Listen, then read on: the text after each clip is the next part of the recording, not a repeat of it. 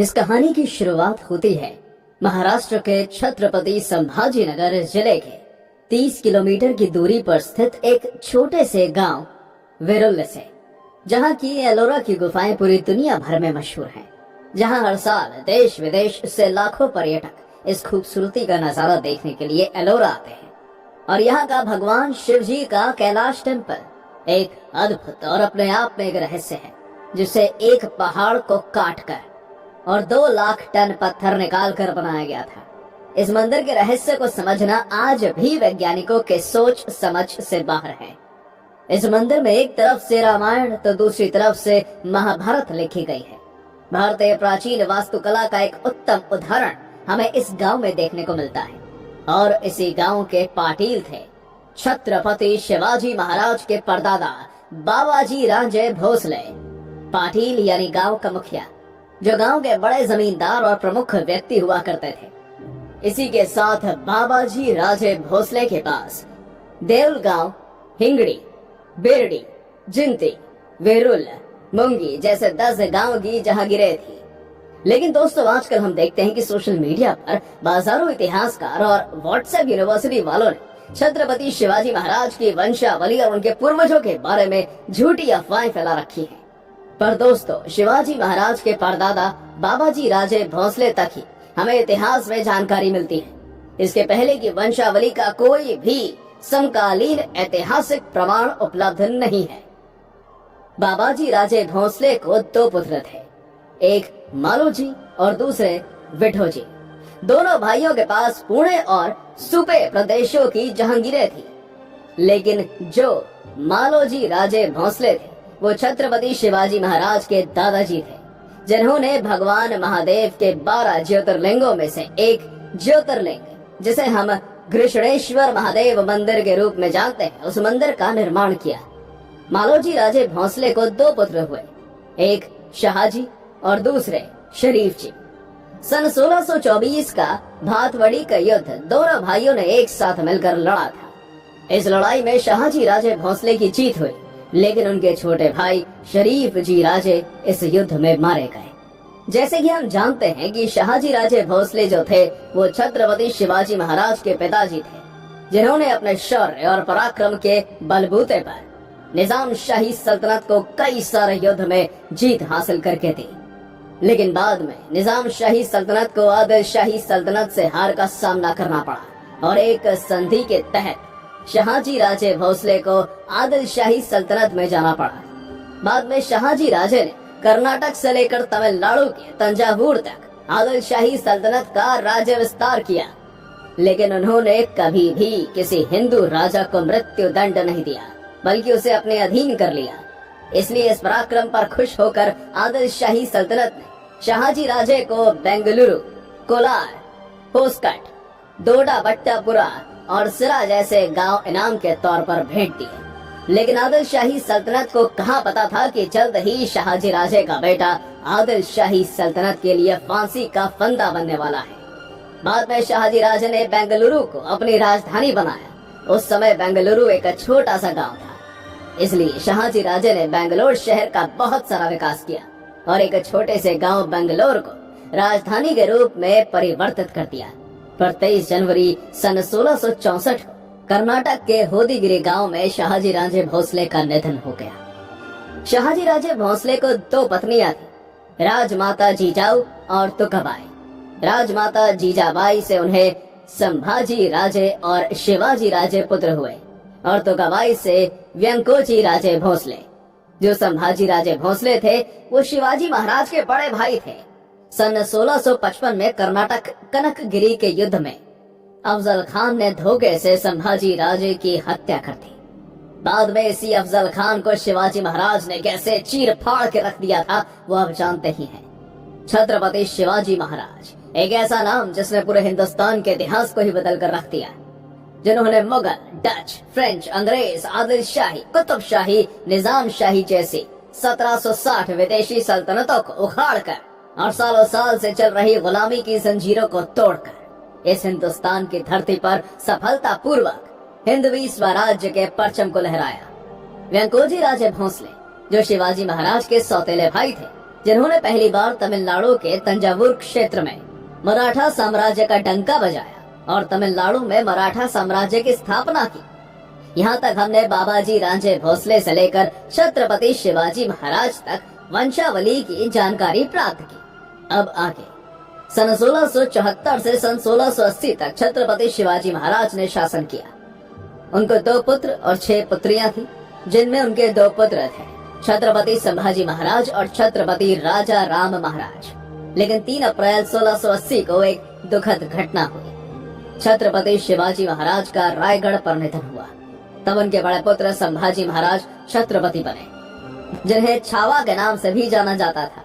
छावा यानी शेर का बच्चा, जिन्होंने एक साथ 12 विदेशी सल्तनतों को घसीटा, किसी को भी नहीं छोड़ा। जो हिंदुस्तान के एकमात्र ऐसे योद्धा थे जिन्होंने अपने 9 साल के शासनकाल में 120 से भी ज्यादा युद्ध लड़े और उसमें से वो एक भी युद्ध नहीं हारे।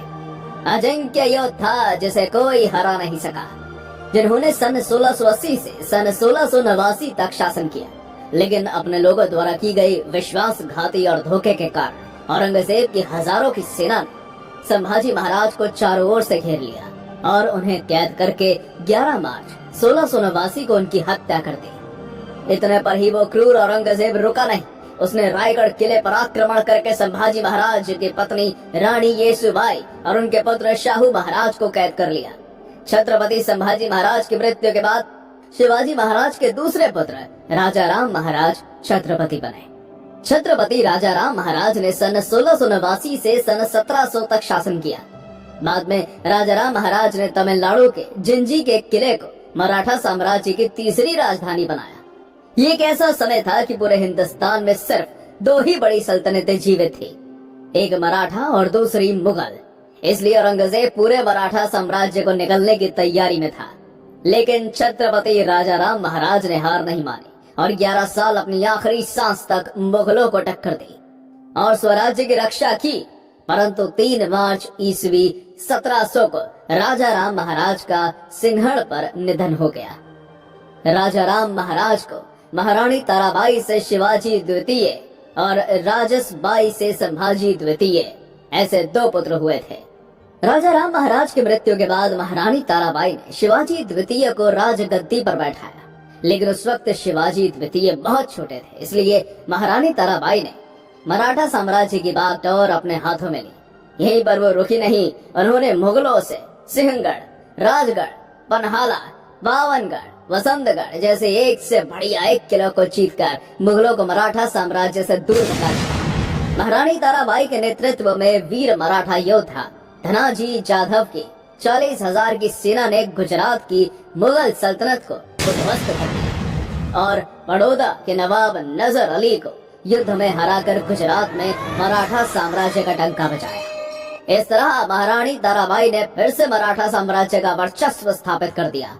महारानी ताराबाई ने सन 1700 से लेकर सन 1707 तक शासन किया। जैसे कि हमने आपको बताया था कि छत्रपति संभाजी महाराज की मृत्यु के बाद औरंगजेब ने संभाजी महाराज की पत्नी और उनके बेटे शाहू महाराज को कैद किया था, लेकिन 1707 में औरंगजेब की मौत हो गई और शाहू महाराज मुगल कैद से आजाद हो गए। 1707 में आजाद होते ही शाहू महाराज ने अपने आप को मराठा साम्राज्य का छत्रपति घोषित कर दिया।